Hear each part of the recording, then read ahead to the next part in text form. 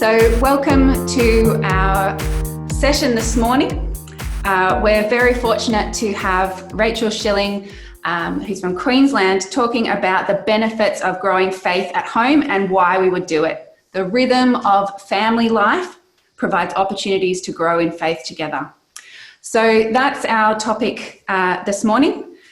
Rachel works with the Grow Ministries team as a congregational coach. So the work of Grow Ministries is to support, equip and inspire effective child, youth and family ministry within congregations of the Lutheran Church of Australia. In short, this is simply doing God's work with all people together. I love that. Using her teaching background, Rachel not only has a passion for culture change within the church, but also within each home. One of her greatest joys is researching, writing and providing practical ways for families to do faith together. Most of this begins as an experiment in her own home on the Sunshine Coast with husband Pete and 3 children, Ethan, Annika and Pear. So we welcome you, Rachel, and your sidekick, Vicky. So thank you both for joining us, and we'll pop the spotlight over to you so you can get started. Thank you. Thanks, Emma. I appreciate that introduction. And yes, welcome to Vicky from the Grow Ministries team as well. And you will see a few of the other people in the team later on in this time together. Thanks for joining us, everyone. And yes, as you know, my name is Rachel, and whilst I'd love to greet each of you by name and can see lots of wonderful faces, I would love us to pause and just stop and think about our names as we begin. So what I'd love you to think about, perhaps, what is the meaning of your name? Do you like your name? And do you know how your name was chosen? You might like to just pop any of those things into the chat on the side, and we'd love to hear from people who know a little bit about their names right from the beginning. I'm going to talk about why names and naming things are important. Ah, lovely. Someone has no idea. That's always good to think about what it might be and to begin that time. Brian didn't want his dad to have a nickname because he was called Georgie Porgy. Yeah, I know a lot of people who didn't want their kids to have nicknames. Some people were named after their parents. Darren means cunning and brave. Excellent. Christine means follower of Christ. Yeah, lots of really good. Excellent. You want me to pop? Michelle was named after my dad, whose middle name is Michael. Wonderful. Lots of great ideas there, and lots of great people who can see that their names mean something important. Do you like your name?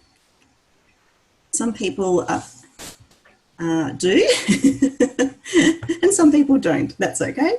And it's great to know how your name was chosen as well. So again, my name's Rachel, and the meaning of my name is female sheep or ewe. And ironically, I grew up on a farm, and it was my dad who chose my name. And I do like it, so that's probably a good thing. Naming things is important. God named or called things by name right from the beginning in Genesis. He said, "Let there be light," and there was light. God saw that the light was good, and he separated the light from the darkness. God named the light day. He named the darkness night. There was evening and morning, and it was day 1. God gave Adam's name to Adam, and Adam named Eve. These names have become a part of their narrative. When we name things, we can identify more clearly plot points in the greater narrative that forms our life. Some of these plot points are beginnings, some are middle points, and some are endings. Recently, most of us have found some sort of change in our lives. Some of us have experienced some smaller alterations and some larger changes. Some of us have lost some of the sense of where our centre point is. And some of us have moved to the edge of really unknown things. By spending some time to think about and name these changes, we can plot points in our story and see that these are all important parts of our narrative. It's important to ask the question, where am I a beginner? Or how am I beginning something new? That in these times we can identify a part of the story that is new. I have found myself a beginner in this space, Zoom. It's not my normal, regular, or even comfortable place for sharing ideas, welcoming people and connecting. I'd much rather be sitting around a table with you all or in a room together. It feels hard and awkward, but it's the best we have for now. You might have found yourself in this place too, or you've become a beginner at schooling at home, or working from home, or simply starting new things or new routines. Beginnings are often tied to endings, because most naturally when something ends, something new begins. COVID-19 ended the ability for us to gather in person for this Intergenerate conference, but it also brought about the beginning of this conference online. Often tied up in the change of endings are emotions of grief and loss. And these endings can be painful and full of disappointment, sorrow or grief, and some are full of joy. Sometimes we choose to end things and sometimes they are chosen for us. People have found their finances have ended, their dream holidays have been cut right out of their future. But perhaps the most ordinary and profound plot points of our narratives are found in the middle. And it's these that I want to talk about today. Where am I in the middle part of my story? These middle parts often feel very ordinary or mundane, but perhaps that's where the real gift is. The gift and reality of the middle is that these moments are what build our days, and these days that build our lives and who we are. Today I want to talk about these middle moments and what we might consider very ordinary, but are really the rhythms that shape us and form us as individuals and families. In Romans, we hear from chapter 12, so here is what I want you to do. God helping you. Take your everyday, ordinary life, your sleeping, eating, going to work and walking around life, and place it before God as an offering. Embracing what God does for you is the best thing you can do for him. Don't become so well adjusted to your culture that you fit into it without even thinking. Instead, fix your attention on God. You'll be changed from the inside out, readily recognize what he wants from you, and quickly respond to it. Unlike the culture around you always dragging you down to its level of immaturity, God brings out the best of you, develops well-formed maturity in you. When you listen to music, it's generally not the rhythm that you necessarily notice first, but it sets the time and drives the song along. Spiritual rhythms in our home can also be more difficult to define and see. However, they provide the routine and structure in our days or weeks and years that are like habits that allow our values to shape our lives. When God established the heavens and earth, he embedded rhythms into the created order. All throughout creation, we find patterns of productivity and rest, noise and quiet. Life flows in cycles and rhythms. The sun rises and sets each day. The seasons have a rhythm that moves between expectancy and gathering. Our bodies have cycles of wakefulness and sleep as we, as people, create life rhythms that help us move in good and orderly direction together. So it's not surprising that, like creation itself, as human beings, we thrive on rhythms, regular and repeated pockets of time spent on specific activities in our days, weeks, and years. When we repeat behaviour, neural pathways are strengthened so that certain activities become automatic. Let's turn our thoughts to Jesus for a moment. What are the patterns and rhythms that guided his day, week, and year? Let's have a think about those together. And again, in the chat, I'd like you to start off with Just the days. What are the things or the rhythms that you notice about Jesus that guided his day? Prayer. Absolutely. Time alone in prayer. Meeting people. Absolutely. Connecting. Yeah. Meals. Talking with people. Communities. Moving to areas of need and teaching. Debating with friends. Awesome. What about in the week? What things would have been in his weekly rhythm? Meeting in the temple. Lots of walking. The Sabbath. Synagogue. And if you think about his year, what are the rhythms that would have happened in his year? Passover is one that comes to mind. Festivals, travelling, fasting. Yeah, great. Seasons. Fasting and feasting. A trip to Jerusalem. Excellent.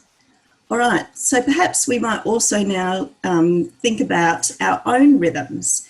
Maybe these are different to Jesus's, maybe they are the same. A few examples to start off with that help us think about our daily rhythms. Again, you can add some more into the chat if you can think of them as we're going along. What are the very ordinary practices of eating together? Sometimes these most basic and regular rhythms reveal their power over time. Simple table conversations which value and respect each person. Saying a mealtime prayer. Nighttime rhythms of blessing each other or having story time. Bedtimes are often a rhythm in a family's life or in a daytime. How do you close the day or begin the day? Chores are a rhythm in our house. I know each day my kids love hearing that they've got a chore to do. Anyone else got any other daily rhythms that they'd like to share?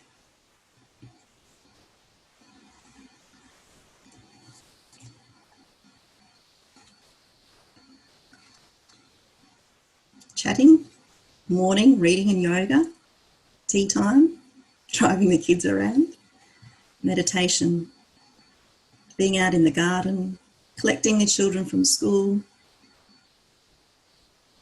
walking, cat time. Love it.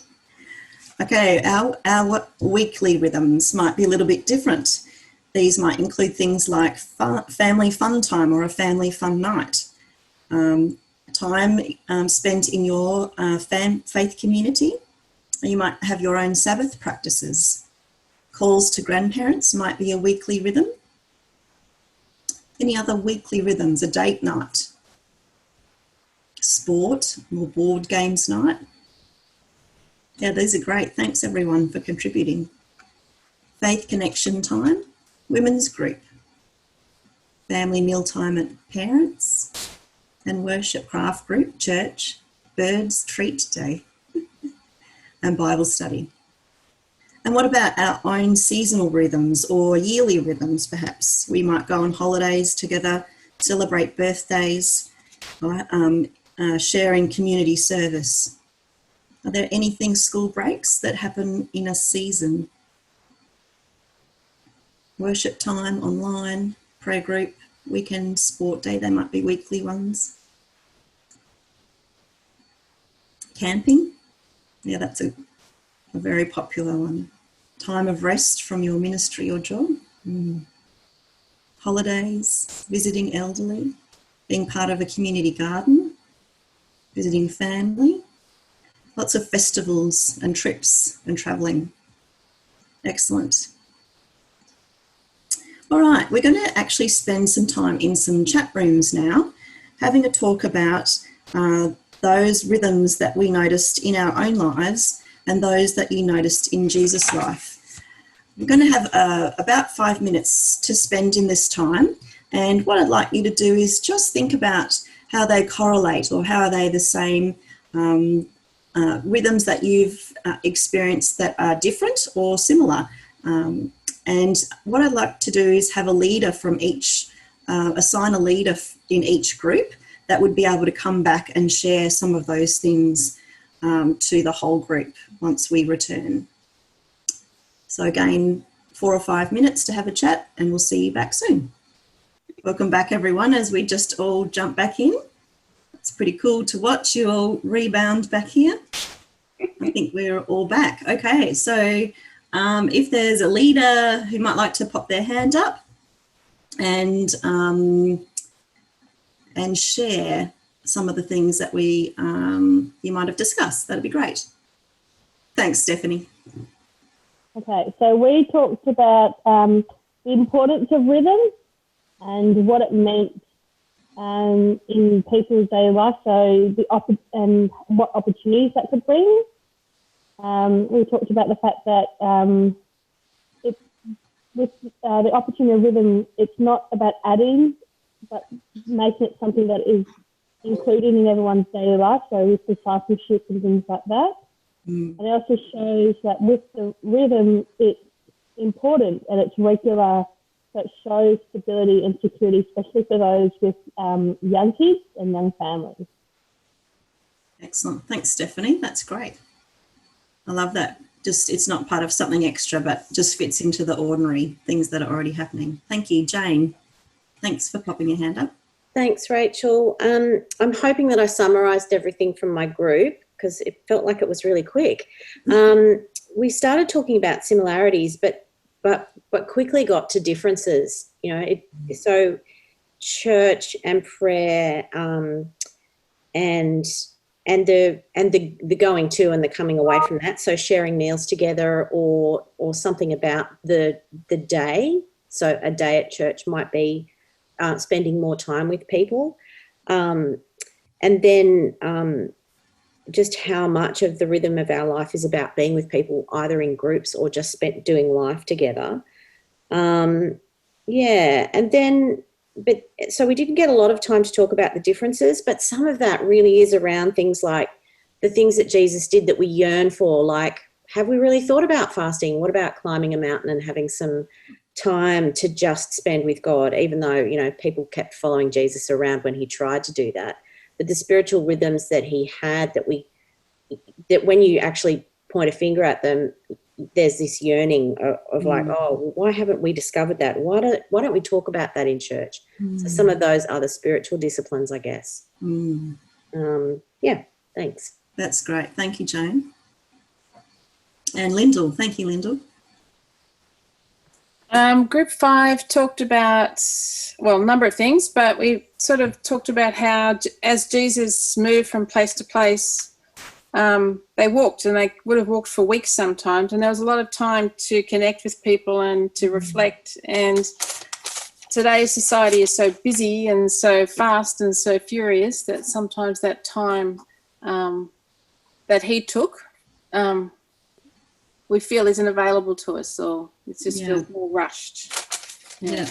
Yeah, great, Lyndall. Thank you. Very true. And Rachel. Yeah, we were kind of saying, like, specifically in this current situation of COVID, that we've kind of quietened down, which means that we're kind of similar in some way of just slowing pace like Jesus and mimicking that in a way. And like, even though, you know, we can't do specific rituals or like festivals and that, it's actually allowed new opportunities to be able to minister to like communities and stuff like that. And one of the ladies that's joining us actually was like, oh, well, since it's online, I'll come on. So it's actually providing new opportunities in ways, even though we're calming down, but to actually realign ourselves again. Yeah, beautiful. Thank you. Any other groups that we haven't heard from? Just got to swap screens unless there's someone else with a hand up. I'm not sure. Deborah. Beautiful. Thank you, Deborah. Yeah, okay. Thanks. We started looking more perhaps at Jesus and his rhythms and his day, and got really talking about his relationship with his Father, and how he said, how I only ever say what my Father says, I only do what my Father does. And it was that we were just thinking about that that relationship that he had with his father that really was just dictated the rhythms of his entire day. He was so in tune with his father. And then we started thinking, and the busyness and everything that was happening in his life, somebody said he never hurried. Even though he was so busy, he never hurried. He always had it. He was totally in control. Whoever and whatever came his way, he had his agenda. He knew exactly where he was going and what he was doing. That really challenged us to really to be so in tune with, constantly, in tune with the Spirit and praying, and that's part of our daily life, really, isn't it? And also the fact that Jesus was prepared to get up really early before it was light and go and pray to his Father. So that was a challenge there. Yeah, that was it really, I think. Thank you, Deborah. Yeah, that's a beautiful rhythm to be reminded of. So thank you. Was that all? I think that, one more, Brian. I think one of the things that we got stuck on was blended families. So two of us had stepchildren, and the rhythms can be different because kids come and go at different times. So one of the challenges I think that we take for granted is our whole family, but sometimes our whole family isn't whole. Yeah, absolutely. And I think just previously in Don's session, we're talking about even the rhythms of kids that come to church but don't necessarily have parents who are practicing Christians, and the differences perhaps, in a similar but different way, their rhythms will be different as well. Yeah, good. Anyone have any other comments that they personally wanted to say or add to the discussion? No. All right. We'll have a bit more time to chat about some more rhythms in a moment. We might head back to the screen, Vicky. So in Ephesians, Paul reminds us and urges us to pay attention to our life patterns or our rhythms, being careful of how we spend our time, not as unwise, but as wise, and making the most of every opportunity. So how can we clearly see how we use our days? How are the rhythms of grace, hope, and faith woven into the fabric of our everyday lives?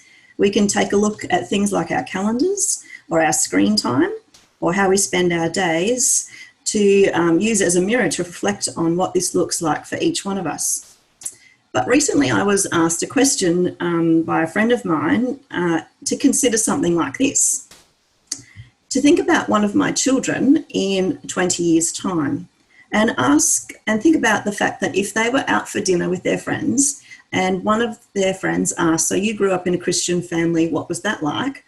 What is it that you would want them to say?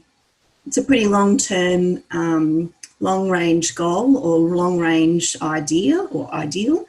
So something a bit closer might be even that if you want to picture Christmas time with your family this coming year, talking together and thinking about the things that have happened over the past year, what is it that you would want them to say or to remember as they're in their time as a family this year? If there's something that people feel like they'd like to pop in the chat, you certainly could do that. So there's ideals that we have, and there are rhythms that Jesus has showed us, and there are ways that we spend our time. So how do we take all of these hopes, ideas, dreams, and create a rhythm that guides and shapes our family's spiritual growth and well-being? Well, Gail Adcock in her book says that our discipleship is to be woven into the very fabric of our daily lives through all these routine practices that form our lived experience with one another. There is an extraordinary calling upon us to join God in the thick of what he does naturally, drawing all things to himself so that we better experience the divine in our everyday lives. One of the key passages that I'm sure you've heard and probably will hear a lot over the next couple of days comes from Deuteronomy 6, 4-9. And much of the work of Grow Ministries is based on this passage. When I read it to you, I want you to think about and hear the rhythms that are written in this passage to guide your family in their spiritual life. Attention Israel, God our God, God the one and only. Love the Lord your God with all your whole heart. Love him with all that's in you. Love him with all that you've got. Write these commandments that I've given you today on your hearts. Get them inside you and get them inside your children. Talk about them wherever you are, sitting at home or walking in the street. Talk about them from the time you get up in the morning to when you fall in bed at night. Tie them on your hands and foreheads as a reminder. Inscribe them on the doorposts of your homes and on your city gates. Again, in the chat, you might like to write anything that stands out for you in these verses about the rhythm of God in our everyday lives. I wonder if we take our ideas from Jesus' example, the hope that we want for our family, and the rhythms that we hear in Deuteronomy 6, and break up into our groups again, our chat rooms, to share our reflections. Are there any correlations that you hear across these things? Is there something that stands out for you? And perhaps you might even hear the Holy Spirit's guidance for yourself or your family. We generally had the sense that it was a little bit like what some of us learned in the last session, that it really is about your personal relationship with the Lord and growing with him as the parent. Then everything flows out of that. And then it's also about making the most of absolutely every opportunity. So when you're in the car, when you're around a meal, when you're, bath time with the little ones, when you're putting them to bed at night, as you're walking, as you're talking, just make it a part of your life. Be so passionate about Jesus and revival in your own life that it just naturally pours out to your kids. Yeah, thanks, Nancy. Excellent. All right. If we don't know our numbers, that's okay. If anyone else from another group like to share, that'd be great. Can I jump in from group 4? Of course, Jane. Thank you. So I designated myself leader. So someone else can take it next time. But we looked at the four things that happen in verse 7, the impressions that come from verse 7, and talked about what's the plus one. What are some of the plus ones that we've seen or that we'd like to add that just make those, add to those moments as a real spiritual rhythm. And so we had some really lovely ideas, like rather than just what happened to you today, around the meal table, like what's a real high and low, and the real sense that the kids in the family were looking for that. And even if they didn't initiate it, which eventually people do, but they're waiting for their parents to initiate those kinds of questions, wanting to be guided in that. And I think as they get older, they do take on those kinds of things. The walking along the road, so we've talked about the car travel chats. I think that came up in the last session with Don. But there was another thing about just noticing things when we're traveling and either thanking God for it or praying about something that raises a concern, or the news on the radio if you're listening, or something like that.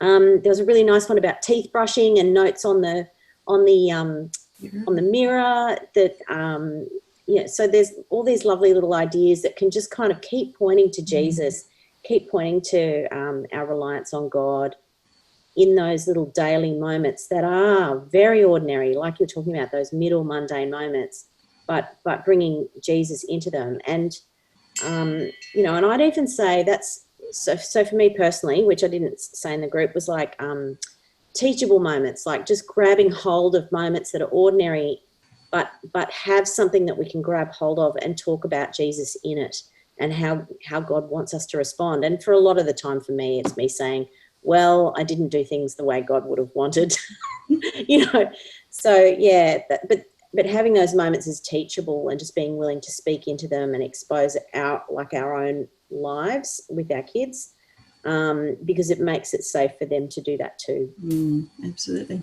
Beautiful, Jane. Thank you so much for sharing. I love that you've touched on a couple of the things that we're going to have a look at in a moment. All right, so you might have had a bit of a chat about how those correlations that are happening. You might have also thought about when and how you will connect as a family, or some of the spiritual rhythms that you might have heard from someone else that you can then add into your life, or just tweak very smallly in the natural, ordinary things that are happening. One of the other challenges that I'd like to ask, if you have spiritual rhythms that are happening in your family, might be how you can include a different generation or family or neighbour into those rhythms that are happening in your homes. Well, let's have a think about what will help us remember and maintain the shared rhythms that we want to commit ourselves and our families to. There's 2 points to note just before we have a look at some more of these rhythms. Protecting what is precious. Finding family time to mark on the calendar helps us to hold steadfast to the commitments we want to make. Just like a doctor's appointment or family birthday, when we allocate time to intentionally gather as a family, even once a week, these rhythms find a place in our heart and our lives. Rhythm is a powerful tool for ensuring that the way we choose to spend our time reflects what is most important to us. We also need to accommodate and adjust when the seasons change. A rhythm isn't fixed and it can be improvised. Sometimes the family rhythm needs to change because it's no longer helpful or our priorities have changed. The way we have prayed together in our family has changed over the years and is an example of this. You might already know too, when you have young children and they're babies, they often repeat the prayers that we say. We move to God bless mum, God bless dad, for example, to smaller prayers that they can say on their own. We've adapted and changed the way we pray as a family as our needs have changed and our family has grown. And why is all of this so important? Well, Michelle Anthony in Spiritual Parenting says, what you believe and where you aim your heart determines the direction and outcome of your entire life for eternity. Eternity is at stake. As parents, we have the most influence on the faith formation of our children, our family, and in our homes. We don't need to know all the answers. In fact, sometimes learning alongside our children, we can grow together and from each other. We are called to love God with our whole life and to love others in every way we can think of. We want our children to know about the awe-inspiring wonder of who God is, have a relationship with Him, and know what it looks like to live our lives for Him and through Him. And ultimately, God is always drawing us closer to Himself. Our lives are spent being transformed by the saving grace of Jesus. Since we live in the Spirit, we want to keep in step with the Spirit too. Galatians 5:25. To conclude, I want to share with you one of the resources that Grow Ministries writes to support parents, grandparents, and families to help build these rhythms into their daily, ordinary lives. And this is called Growing Faith at Home. And you'll see on your screen now, this is what a weekly support looks like. And each week there is a new menu of options and a place for parents and families to begin where they're unsure of where to start. I'm going to go through, you can see in the Growing Faith at Home, 4 keys that nurture these faith practices in homes. So I'm going to go through these in a little bit more detail. The first one you can see on the very left is called Caring Conversations. And this is where we listen, share in our conversations. We intentionally allow time to be present with another person. We've got a few videos that we want to share with you today. And so this first one explains a little bit more about Caring Conversations, and it comes from our director, Jodie Brooke.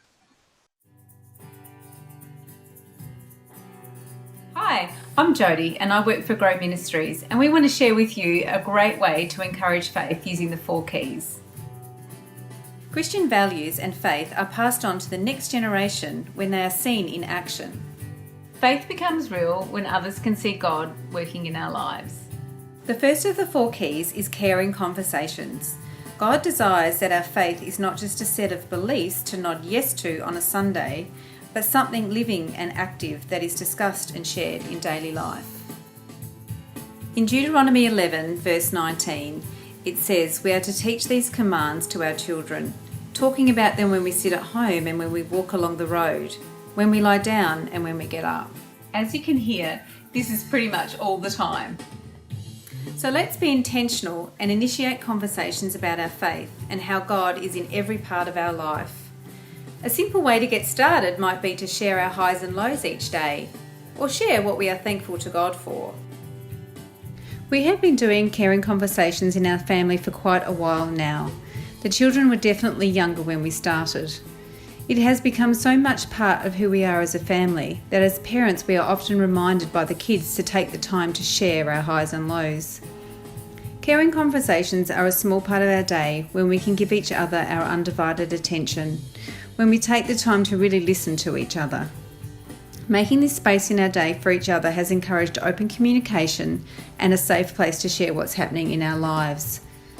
We mostly share our highs and lows at mealtime, but other times work well too, like when doing the dishes, out walking, or in the car. In your caring conversations, listen closely. It is important to provide space to ask questions and respond to each other, showing God's love and understanding. Bring God into these conversations by praying together. I encourage you, together with your family and friends, or even your small group, to find ways to get your caring conversation started. If you would like some help in this area, please feel free to visit our website. We've got some great resources there. So we talked about caring conversations. The second key is called devotions. And obviously this is a practice of reading and sharing Bible passages and reflecting on what God's word means to each of us and listening to the Holy Spirit. This is a great time in our family, particularly to listen to what children have been, our kids have been hearing from the Holy Spirit when they hear different words or passages that we read together. In the video that you would see, we've got lots of different examples of what that might look like. The third key is looking at the act of service. And so we know that we can put lots of things in our heads and we can move them to our hearts too, but when we actually put them into our hands in the act of service in the world, that we can see all of these things in action and Jesus' love going out for everyone in the world. And the final key is the rhythm of rituals and traditions in our homes. And more simply, this is really just looking at prayer and blessings. In the menu for Growing Faith at Home, there's a very simple prayer for people to begin. And there's also a blessing to share and also a mealtime prayer that changes each week. So there's lots of different things that families can use. Okay, so many families have actually found it most useful to have this physically present on their table or their kitchen bench or somewhere where they meet together. It has been used by grandparents over the internet to share faith, as a devotion for couples, as study material for young adults. Some people have used it at the beginning of church council meetings, in their home to learn verses of the week, and it was a way to teach the rhythm and the church seasons throughout the year. There's a photo of my family. You can see the Growing Faith at Home, and we're just doing some reflection on a verse that we would have been reading together. We establish daily, weekly, monthly and seasonal rhythms that reflect our values, and those values become a part of the music of our lives.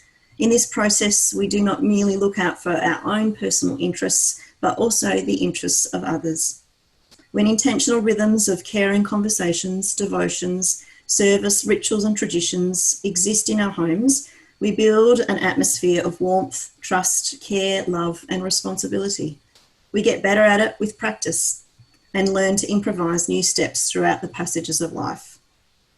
I encourage you to imagine your church community and what it would look like if each family embedded into their family life one rhythm a day that guided their path of growth together.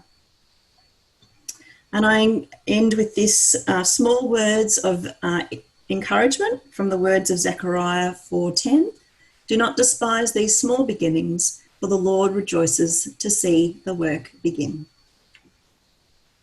And my prayer is that today you have taken some of the things that from this chat together and may be able to encourage those families around you or begin some new rhythms in your own home. And I think we have time for any questions, quick ones, I guess.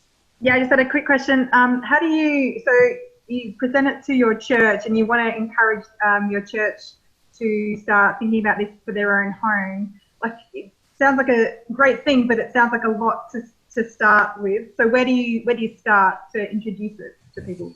Yeah. Okay. So lots of small steps. So if you have a children's ministry time, we would share in that small community what our highs and lows might be, and we often talk about starting off in that really small way. Sometimes when we gather for worship together, the first thing we do is turn to the person next to us and share our highs and lows. So the beginning practice of doing something like that. Things like blessing and rituals, they can happen as a model. A lot of this can be modelled on Sundays to help parents understand and share what that looks like. Building small steps is really often how it starts. One family shares with another family. Sometimes when we have people over for dinner, we'll just actually pull the sheet out and read what the mealtime prayer is together, just to share that. And people can read it and feel comfortable reading that together. So I'm sure lots of people have other little ideas that they might like to put in the chat too. I think the idea too is that whilst there's lots there and it might feel overwhelming, it's just to take a small bit to start with. Yeah.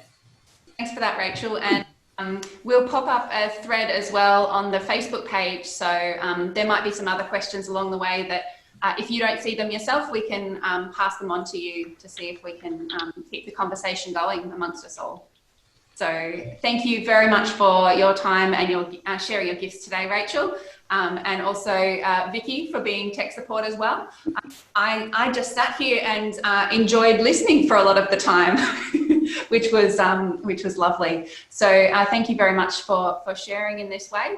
And to everyone for participating in the session. Yeah, it was great. Thanks for your participation, everyone. It was really great.